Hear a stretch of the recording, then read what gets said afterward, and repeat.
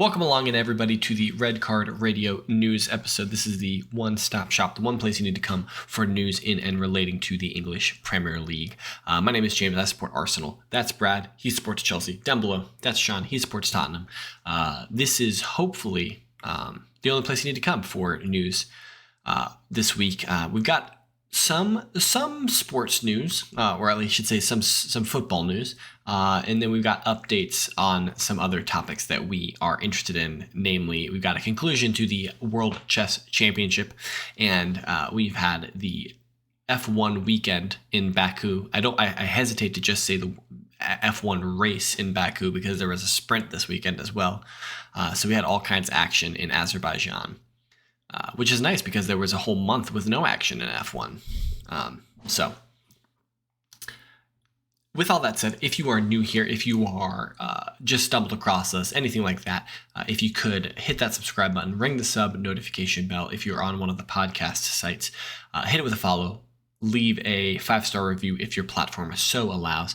Drop a comment on our YouTube. Excuse me. Join our Discord. That's in the description. All those things, the normal stuff that internet people ask you to do all of those things, please. Before we get to what we want to start with first is comments. So we had quite a lively comments. Some of the main comments this week were big ups to Joel, because Joel brought some really nice trivia last week. Both Jimmy and Will were appreciative of that. And Jimmy kind of sounded off that had he been participating in the trivia, the scoreline would have read at the end, James 4, Jimmy 2, Brad 1. So Jimmy stole 1 each from us, Brad. Oh. So I should have pressed Jimmy on that and seen which ones he stole from us, like which one he answered before us. That would have been interesting. I bet he got Beckham first from you. And then maybe Alan Shearer or something like that on my end. I don't know.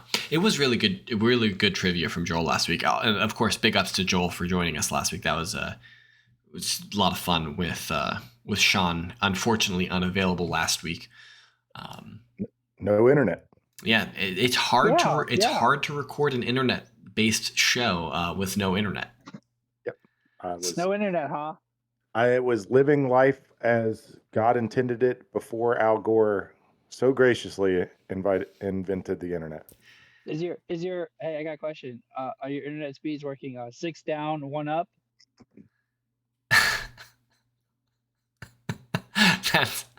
That's not nice, Brad. I see what you did there. So because thank you. Because pretty clever. You skipped the podcast directly after Spurs got beat 6-1 by Newcastle, and Joel was on the podcast that week.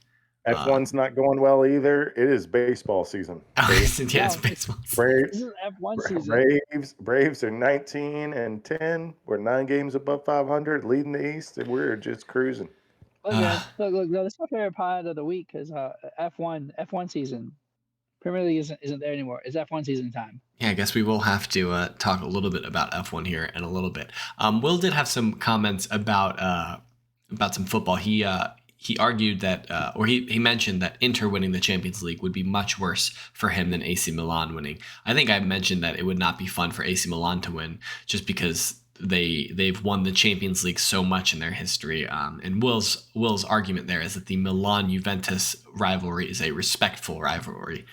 Thus insinuating that that you can't say the same thing for the Derby d'Italia, that it's a respectful rivalry. So, and then Brad, this is a question that Will has for you. And for context, if you guys are interested, definitely check yesterday's review episode where we kind of talked about this game. But Will says Arsenal beat Chelsea 3-1. And have 78 points to Chelsea's 39. So is Arsenal 3 times better than Chelsea or 2 times better than Chelsea, Brad? Neither, because we're both going to end up with the same amount of trophies this year. That's a reasonable response, Brad. But it's incorrect. So. It's incorrect. Arsenal are 4 times better than Chelsea. Oh, okay. What are we counting? FA Cups? FA Cups, I think first it's only one more. first division titles. Wait. Okay. Time Well, out. I mean, Chelsea's still four Oh, times better, oh, in Europe than what? Arsenal. Hold That's on, Brad. okay. Hold on, Brad. Did you say that you only think Arsenal have one more FA Cup than Chelsea? It's two, isn't it? You should go look and see how many times Chelsea have won the FA Cup. Pretty sure it's two. Yeah, it's not Like two. right now, we'll see how long I'm wrong. I'm okay with being wrong on this. It's not two. Well, just add 1930s football to the list with Ukrainian Premier League and all the other things that Brad is an expert on. Oh, okay. That's good. All right. Let's jump into our first big news football related article. So maybe this is not news to you guys as you're listening to this podcast on a beautiful Thursday morning or afternoon, wherever you are in the world when you're receiving this podcast. It's only one more because soccer didn't exist until 2001. Oh, that's what it is. Got it. You're such a troll, Brad. So Big Sam Allardyce, the man, the myth, the legend, is apparently back. It appears, I don't think it's officially official by the time we are recording this podcast, but Leeds United, I assume it's football club. I'm not sure actually off the top of my head. It might just be United. But Leeds is sacking Javi Garcia and going to replace him for 4 matches, rest of the 4 remaining matches this season with Big Sam Allardyce in a bid to stay alive, stay afloat in the Premier League this season. They don't want to get relegated. So apparently Big Sam is back, baby. I'm kind of, you know what? I think Chelsea missed an opportunity here. I think, you know what? As much as I love Frank, we should have brought in Big Sam. Make sure we stay up too. Yo, to be fair, I don't think Big Sam would have lost 6 straight games with this Chelsea team. I don't think so either. And I also think he would have been like, all of you old heads, get out. I don't think he would have done. 442 is alive and well, baby. Yeah, I think he would have. I think that would have actually been really interesting to see what Big Sam could have done with this Chelsea team. Like, with the talent there? Yeah, it would have been really interesting to see what kind of football they play. Right? Because he always gets hired by these teams who I'm not trying to cast aspersions, but are like bottom feeders. They're bottom dwellers, right? So what would have Big Sam have done with a team that has actual footballers? Like excuse me, I don't mean actual football. I mean like elite, high level, top of the line footballers. That would have been interesting. Would he have been as pragmatic as he always is? Would he have been more expressive, more expansive? I don't know. That would have been interesting. I mean, 4-4-2, I think, for sure, right? No question. I don't know what you're trying to say, James, but it doesn't get much better than Weston McKennie in your midfield. I mean, he's there. He's there. I think if I had to choose between Tyler Adams and Weston McKennie, which would I choose? It's Tyler Adams. Yeah, but at the club level, I'm not entirely sure that's true. I am of the thought process that both Aronson and Adams, if Leeds were to get relegated, will get picked up by another Premier League team. I don't know if Weston McKennie would get picked up by another Premier League team. I'm talking if Leeds get relegated, and hopefully I'm assuming they would have contingency plans in their contracts and they're released within reason or however that works. Aronson is a creative nightmare for defenses, and Tyler Adams is an absolute workhorse powerhouse. Yeah, but I'm not entirely sure. I'm not entirely sure that Aronson gets picked up by another Premier League team. If it wasn't for Jesse, if it's not for Jesse Marsh, he wouldn't have come to Leeds. You don't think that Villa, was it West Ham? No. You don't think Villa would take a Tyler Adams or a Aronson? Maybe Tyler Adams. I don't think Aronson. Yeah, my only specific statement was against Aronson. It wasn't necessarily against Aronson, but that was my one caveat. Now I think Tyler Adams is a different question. I think Tyler Adams' issue is he's not in control enough. He seems to be a bit rash. He needs to mature a little bit, but like I think Tyler Adams definitely gets picked up in the Prem. He's a Premier League level player. I agree. I think both players improved Tottenham. Wow. Immediately. Wow. I think having a creative midfielder option is important. Who does Aronson play ahead of at Tottenham? We don't play anyone in that role. You know who plays in that role at Tottenham? Harry Kane. Okay, so who you think of Tottenham's best 11 right now? So from the midfield up, you got Højbjerg, Bentancur.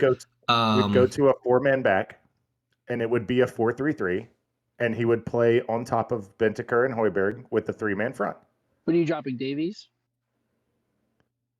One of the center backs. We play three center backs. Dyer, right? Because like Romero is staying no matter what.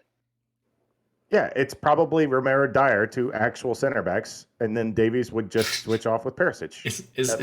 Is Dyer an actual center back? That is an absolute stretch of the word actual. Wait. That thing got even worse. Like that was a Brad take. Perisic is left back. That is like let's put a winger at left back. Yes. Yeah. We see what happened when you put Lucas Moura at right back. That's what would happen. Is we'd go back to the 4-3-3 that we played under Jose, and Aronson would sit behind Kane and be the creative force, and then he would get help from Bentancur or Højbjerg when they push forward. I am not convinced by this lineup. I am not. You're talking about having Aronson play as a 10 at Tottenham. I think that's an American bias there. So sure, it absolutely is. I just think it's extremely creative, though. That's okay. But Tyler Adams helps right now. But when Bentancur and Højbjerg are healthy, he does not start. I think that you have a better shot making an argument that Tyler Adams. I don't think that Aronson plays a single minute for Tottenham Hotspur. He certainly doesn't play a single minute for Arsenal. He doesn't play for City. Doesn't play for Liverpool. Doesn't play for Chelsea. Doesn't play for United. Play for Chelsea because they have basically two of him already. They have Gallagher and Mount that are better. And they might not have Gallagher. And he wouldn't play for Arsenal because you have Emile Smith-Rowe and Odegaard. You already have two of them. Yeah. And Vieira. We don't have a creative midfielder that is not designed to be defensive. Our best creative midfielder is Bentancur, and he's a defensive midfielder. Yeah, I don't know. We don't have a 10-ish, like a 10 type player. I think I would rather play Bentancur in that position above Aronson, and still play like Skip and Højbjerg if you want. If you're insistent on playing a double pivot. Sure. I would still play Bentancur over Højbjerg. I mean, over Aronson. Aronson, yeah. That actually, when moving forward to next year, probably not the worst idea. Is just to let Bentancur sit in front, and then at that point, Skip, Højbjerg, Bentancur, all three can go forward, and the other two just stay back. It doesn't matter which one goes forward; they're all creative. I mean, we'll get into this over the summer, but you probably need an upgrade over Skip if this is the situation that you're playing. But that's neither here nor there. Okay, his name begins with Y and ends with Basuma. He's just been injured. Is Big Sam going to keep Leeds up? Yay or nay? Yes. Brad? Yes. Okay. I'm going to, for the sake of being contrary, I'm going to say no. They have 4 games.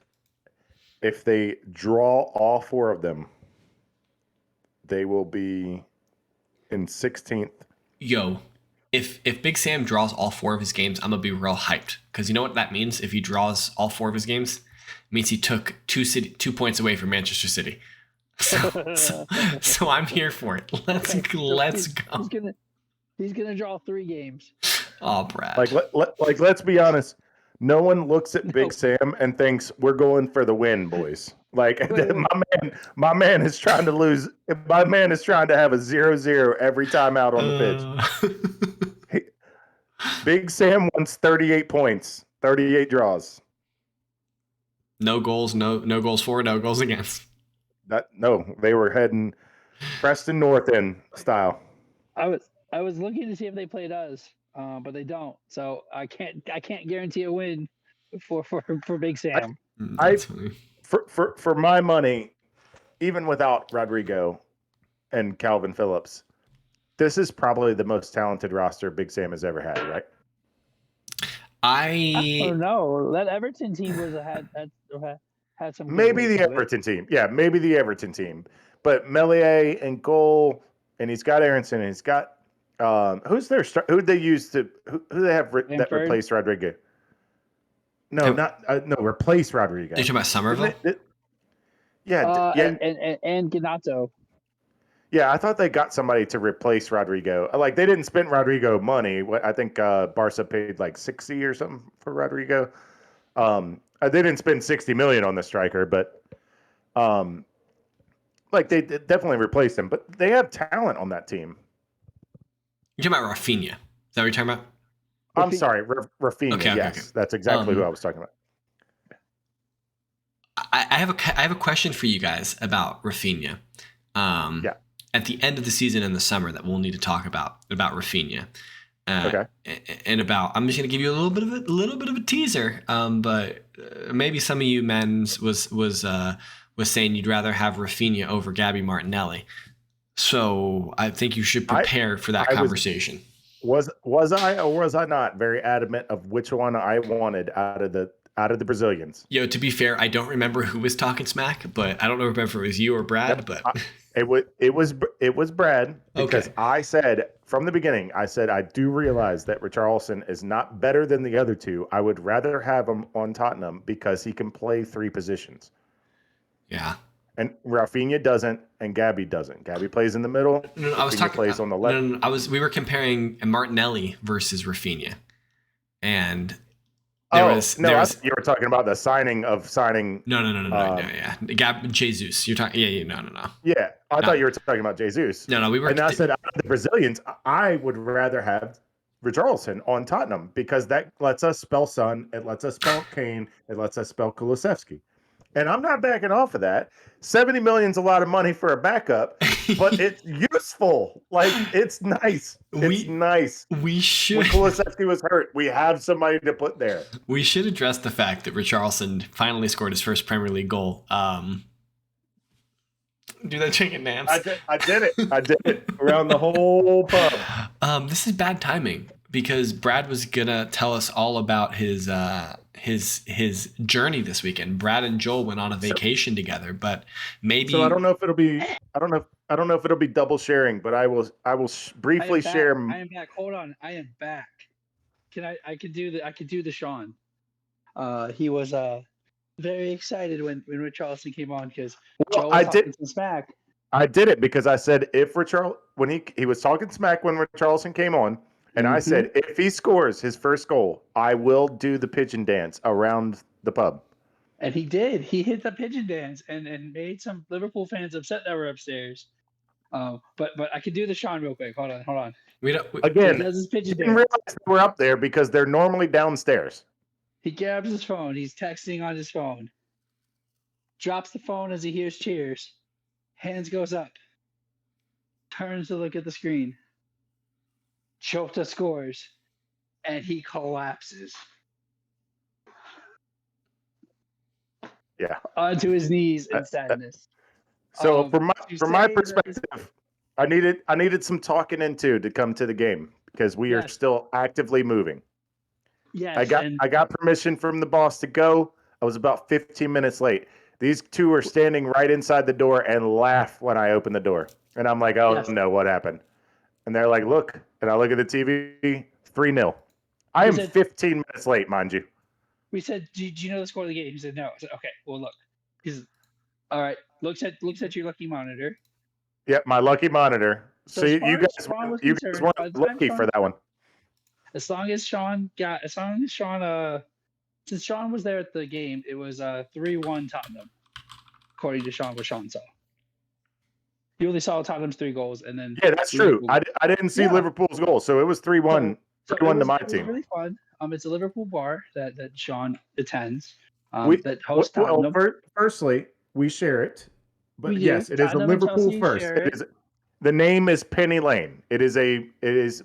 The owners are originally from Liverpool, and when they came over here, they started a pub and named it after a Liverpool bar. So yes, Yeah. Liverpool can claim that bar over us, but we get the same discounts they do. We get the same. Yeah. Like Yeah. if we get a 7:30 game, they'll open up for us. Like we get the same grace that they get. Awesome atmosphere. Awesome beer selection. Mostly all English beers. Yeah. Really, really good food. Like I said, great atmosphere. It was a lot of fun sitting there watching with Tottenham fans because at the time Chelsea hadn't played. So I was like, well, I'm pain free this weekend, so let's go enjoy some pain. And the pain was like there was some pain, right? Because a lot of block shots, a lot of missed opportunities from Tottenham, but Tottenham made the comeback. It's true. And everybody was celebrating, and it was awesome to feel that vibe.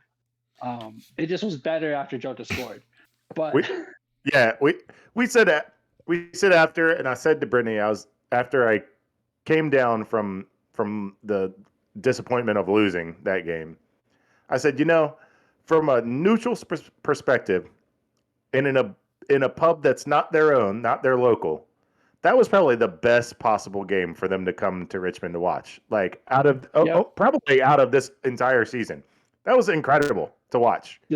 The one complaint we had was they couldn't get the Newcastle game on because there were already 3 games on, and apparently the pub pass only lets you watch 3 games at once. So that was the only small complaint Joel had, but he had our phone, so he was good watching the game that way. But I would 100% 10 out of 10 recommend a Penny Lane pub in Richmond for any footy, any lunchtime. Dang, it was a good. Brad's out here making recommendations. I did have to. We went back-to-back days. Yep, I did have to frisk Joel on the way out. There was a Newcastle kit at the top of the steps with the old Newcastle Brown Ale logo on it. That had players signed from the early 2000s that Joel was really admiring. Yes. And I thought maybe that might have slipped out of that picture frame on the way out the door. There's an Arsenal kit there too. Oh yeah?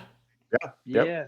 There's a handful of Liverpool kits, but most famously that they have the picture of the 2005, that one night in Istanbul, and they have a handful of signatures on that as well. That's awesome. Pretty cool. Oh That's yeah. Yeah, so Penny Lane Pub, and it is a Chelsea bar as well. Yes, we give them. There is a room that we shove Chelsea fans in. That's all they deserve. Okay, thank you for the update, Brad. Yeah. Quick turnaround here. We've got the conclusion to the World Chess Championship, boys. We have a new classical champion.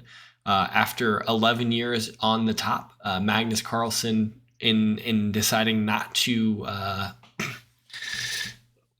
defend his crown, allowed Jan Nepomniachtchi and Ding Laren to face off in the tournament, and the match, ended 7-7 through the 14 classical matches. So they were tied after 14 classical matches. So that meant they had to go to the first set of tiebreakers, which were rapid. They were the rapid time frames. That's 25 minutes on the clock, and you get increment after every move, I believe, if I'm not mistaken. So when we saw that collectively the group of us, we saw that it was going to the tiebreaker, we were all kind of I think our base belief was that Nepomniachtchi would probably have the upper hand in this. That was my first initial thought before I investigated further. But apparently Ding Laren is the second highest rated rapid player in the world behind Magnus Carlsen. So when we saw that, we were like, oh dang, maybe Ding has the upper hand here. And so after the first 3 matches, they had drawn the first 3 matches, and in the 4th match, Ding Laren did ultimately succeed. He did ultimately beat Jan, and so Ding Laren is the new world chess champion in classical. So technically, we just refer to him as the world chess champion. And so Ding Laren is like the preeminent chess player in the world now, which is a pretty impressive feat for him, given the context all around the whole classical championship. So it is pretty impressive. unfortunate for Ding though, because he like there almost is a metaphorical asterisk of Magnus had to give this up for you to win. Yeah, like Like the no, Magnus. no one beat him. Yeah, No one beat him. the ether of Magnus is just still floating in the air, and Yeah, on top of that, Magnus Carlsen. When you look at their ratings, Magnus Carlsen has like 70 or 80 points on Ding Laren, something like that.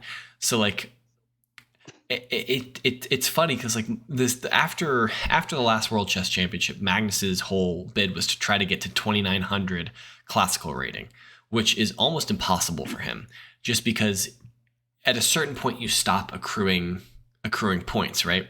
And so he's so far ahead of everyone else in terms of classical points that he had to win some astronomical number of games in a row against the best players in the world in order to amass enough points.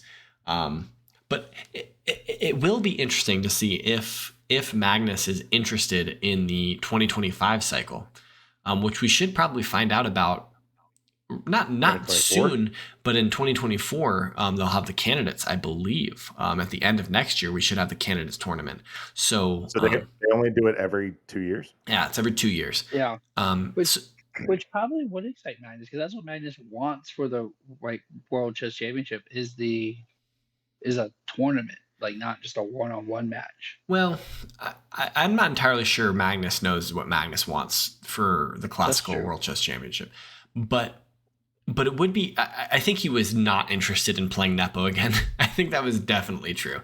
But it would be interesting to see if Magnus would be interested in challenging Ding. But of course, Magnus would have to win the candidates, which is I don't think that would be a given that he would win the. I mean, if he is invited to the candidates, if he earns his way into the candidates, then obviously he would be the odds-on favorite. The bookmakers would give him the best odds to win it, but it's not impossible to see him lose, I guess. So, and we said that Magnus's problems with playing Nepo is that Nepo plays slow. Was that the reasoning? I don't know. I'm not entirely sure. I think he just was bored. Kind of, and maybe that might be the like in terms of like. I don't think he had a challenge there. There was no challenge. Like he would have like. What would have happened was what would happen the first time they played is that they just drew everything until it got to rapid and blitz. Like yeah, I think you're right, Magnus is just bored. Well, because that is what I thought it was, and that happened in a different sport recently with golf. Okay. And there's not it's this one player that it came to light with, but it's been a problem. It was one specific Asian player. It's not Morikawa because he's American, and I forget which country, but everyone complained that he plays slow. And then at the Masters, Patrick Cantlay, who's an American player, was noted and reported as playing extremely slow, and a lot of the players were getting extremely frustrated that played with him. Of like he just addressed the ball like 3 times and then like waggled his club for like 90 seconds and then readdressed it, and then like just the other golfers are like, "Come on, dude, hit the ball. Like we can't move till you hit the ball. Come on."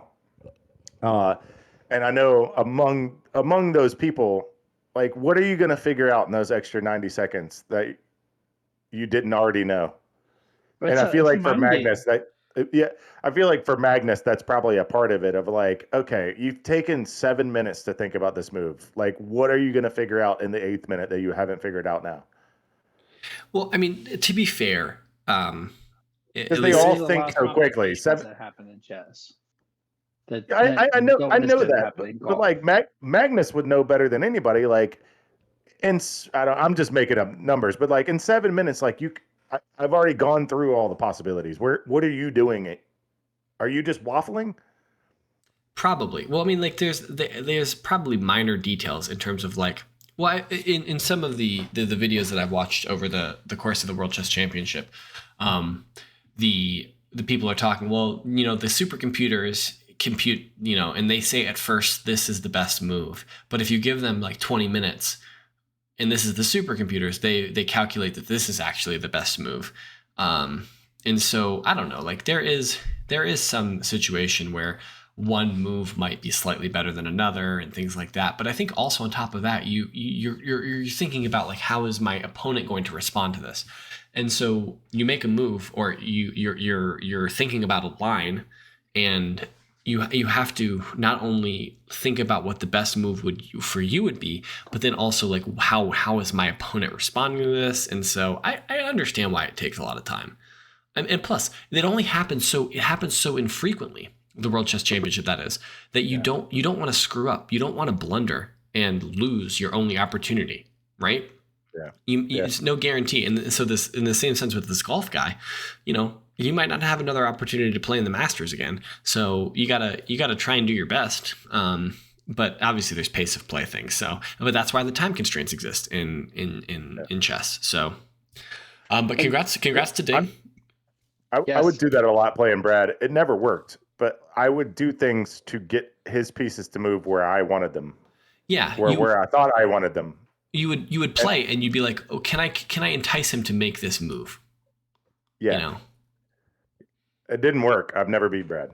So, but quickly, It's been a very long time though. You probably would now. We'll turn our attention to Formula One. We had a double weekend, a twofer. We had a sprint and a Grand Prix. That's exciting, right, boys? It was very well, sure. The sprint thing was cool. I didn't get to watch the sprint. I wanted to watch the sprint qualifying, but I did not get to. Here's what I'm excited I need about. to watch that. Tell us, Sean. What I'm excited about is, first of all, wait a minute. What's up? Daniel Ricciardo raced? No.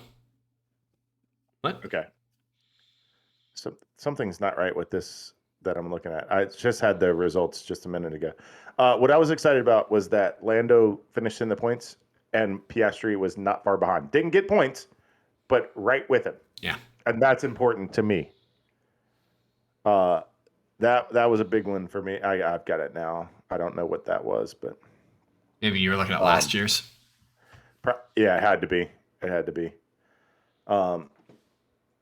Yeah, so I believe it was ninth and 11th. Yes, that's where. Yeah. So quick context. In the sprint race, Sergio Perez won the sprint. Charles Leclerc finished second, and Max Verstappen was third. In the Grand Prix, I'm going to run through the top 10, the points. So Sergio Perez wins the Azerbaijani Grand Prix. Max Verstappen finishes second. Leclerc is third. Alonso is fourth. Sainz is fifth. Lewis Hamilton is sixth. Lance Stroll is seventh. Russell finishes eighth. Norris is ninth, and Tsunoda is 10th. So that's how the points shook out for the Grand Prix. Well, we've got some drama, James. Bruin, certainly. This is the drama that I'm looking forward to in this F1 season. Because the drama is, why did Red Bull pit Max Verstappen with a few laps to go and drop him 2 positions? Well, it's because Sergio Perez was lucky. Remember, he just got lucky. Did you not hear about this? How Christian Horner on the mic to Verstappen after the race, he said, "Oh, Perez just got lucky. Don't worry about it. He just got lucky." Like what? Like the team principal is saying that the other driver on the team got lucky to the main. Like how fragile is Max Verstappen? Like how fragile is his ego? Just go race him. Go be better. Yes, right. Like obviously Verstappen has more points than him at this point than Perez does at this point in the season. But like this is a little ridiculous. Like Max is it's a little troubling to see his outtake on this. Yeah. His outlook, I should say. I don't know. I don't know if you have any thoughts about that, Brad, as our resident Red Bull supporter and Max Verstappen fan. Like I think we're due for a Max Verstappen temper tantrum where he takes out Sergio and all hell breaks loose at Red Bull. That might be the only way somebody else gets a podium, right? Well, It's a win. Well, that's why they signed Danny Ricciardo, right? Yeah, exactly. I mean, essentially, they signed Danny Ricciardo. The Danny Ricciardo is okay. Danny, you go in. You get our second place. No, in this instance, but, I think they would let go of Verstappen. No, Like stop I don't think so. being so aggressive. Like behind closed doors. Like we are a team. We are a Red Bull team. We don't care which one of you win. I disagree. Like behind closed doors, they're never going to say. I don't think behind closed doors. I don't think in open doors. I don't think anybody thinks that this is Red Bull team. This is Verstappen's team. Okay, well, here's a question sponsored by Red Bull. Here's a question for you, Brad. I disagree with Sean. I think that if some kerfluffle happens between Verstappen and Sergio and they need to move a driver, they're going to move Sergio. That's my belief. Because Verstappen's the best driver in the world, arguably. But let's for argument's sake say that. Still say that. Hold on a second. Yeah, but okay. For argument's sake, let's say that Red Bull did drop Max Verstappen. Obviously, every other team is trying to sign Max Verstappen, regardless of anything. They'll drop drivers. It doesn't matter. Ferrari would drop Carlos Sainz. Mercedes would drop George Russell. I think Ferrari would, and their team principal. Mercedes would drop Lewis Hamilton. You think Toto Wolff would drop Lewis Hamilton for Max Verstappen over George Russell? I think you're smoking crack again. I think they would drop both of them.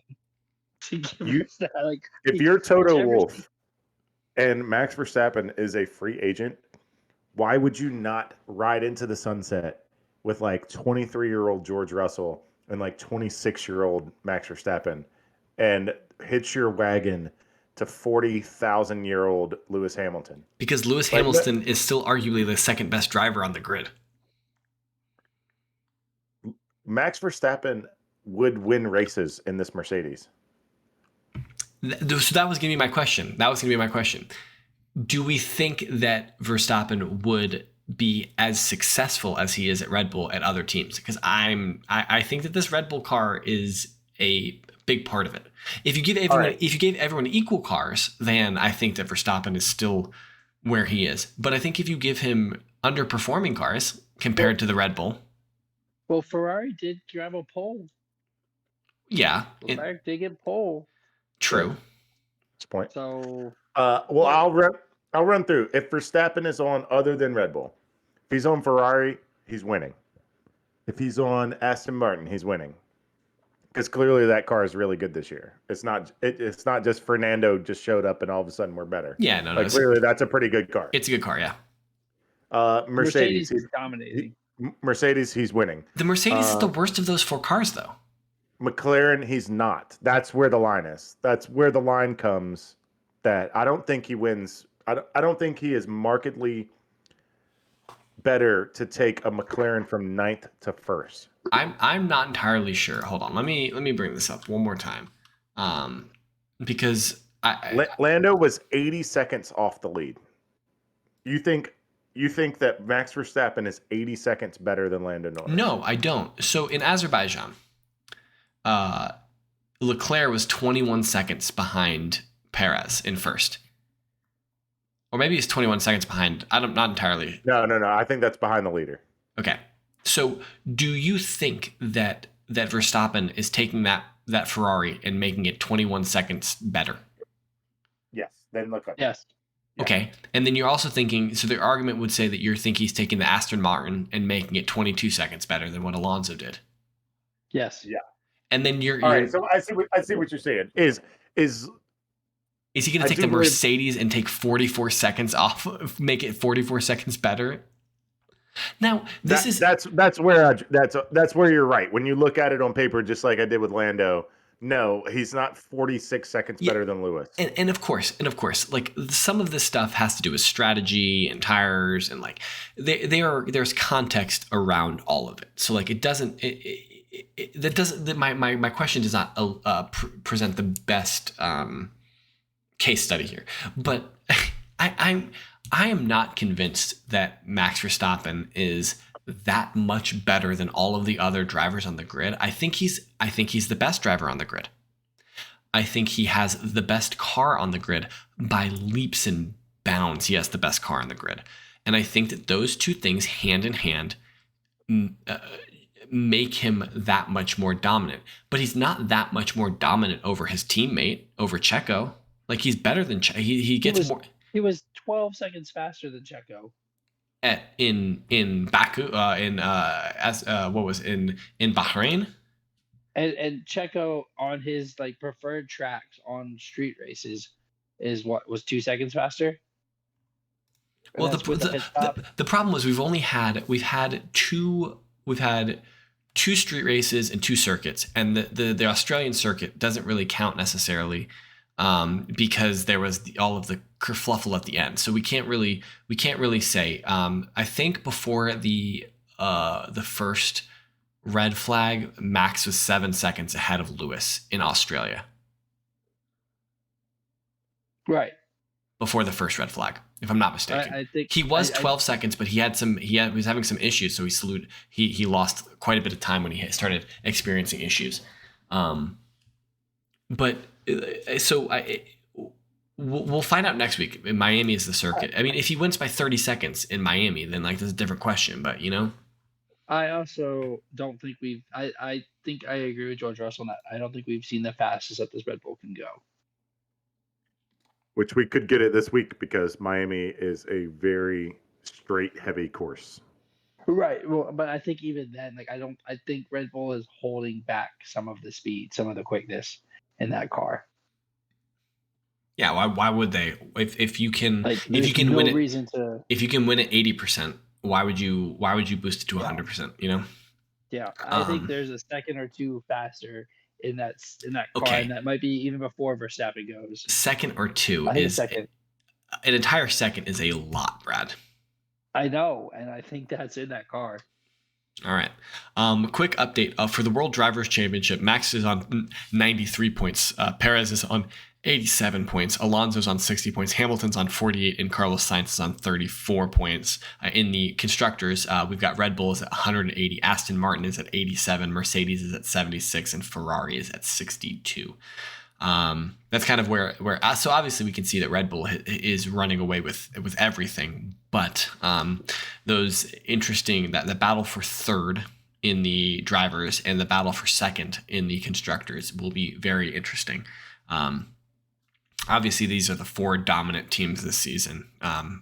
You've got Mercedes, or you got Red Bull, who is 1, and then Aston Martin, Mercedes, Ferrari, all vying for that number 2 position. Will be interesting. Started with 3 podiums.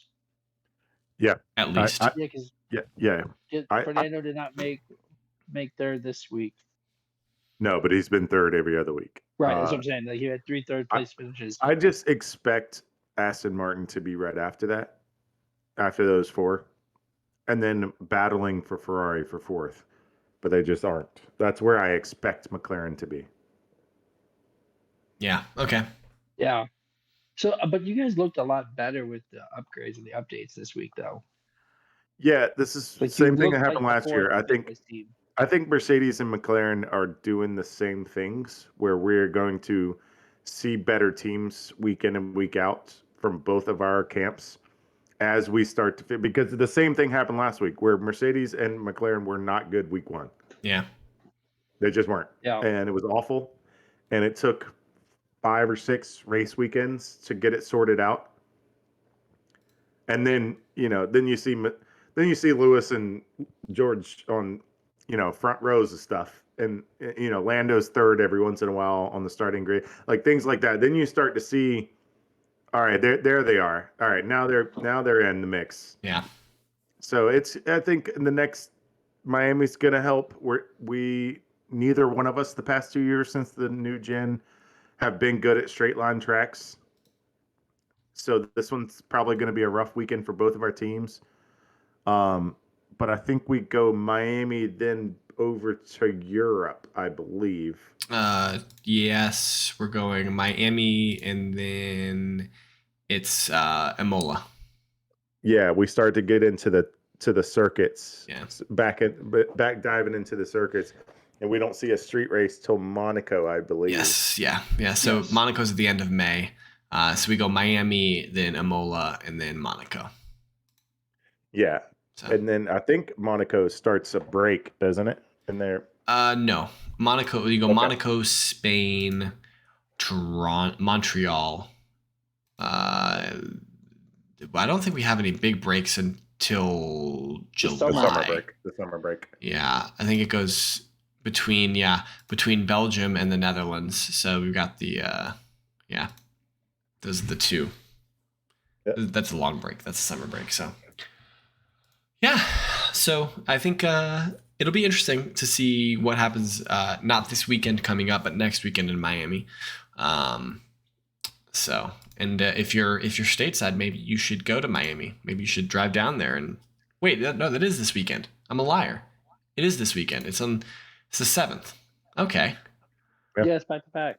Yeah. Okay. So don't listen to me. So it's race week. I need to go find that Valtteri Bottas picture on Twitter where he drinks some tea and it's race week. Anyway. That's awesome. Okay, I thought we had a week off. I'm more excited now.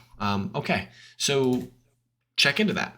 But that's all we have for you guys in this news episode. Check back tomorrow because we will have a preview of Match Week 34. We got a full slate of games between Saturday and Monday, so you will definitely not want to miss that. But until then, subscribe, follow, 5-star, all those good things for us. Hit us up on Twitter. That dude over there still at Chaos Brad G, even though he has been unbanished from the outside. Down below, that's at Whiteheart_Sean. I'm at James Tiffany. Collectively at Redcard_radio. And we will see you guys tomorrow for the preview. Until then, have a good one.